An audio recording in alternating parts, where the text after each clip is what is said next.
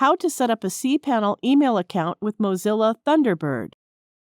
This tutorial assumes that you have already installed Mozilla Thunderbird and have an email account with cPanel. Open Mozilla Thunderbird.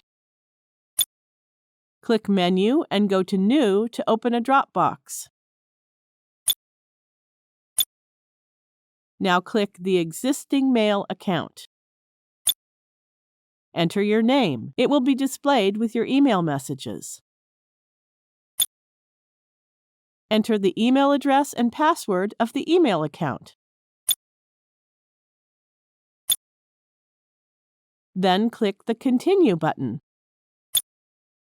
IMAP keeps email at the server and synchronizes the message across multiple devices. POP3 setting by default downloads emails from the server to your computer and deletes emails from the server. You can click the Options button and select any one of the options as per your requirement. Now click the Done button. Then click the Confirm Security Exception button. We have successfully set up the email with Mozilla Thunderbird. We will learn to make Mozilla Thunderbird the default mail client in another video. For now, we skip this integration. It is that email account which we set up.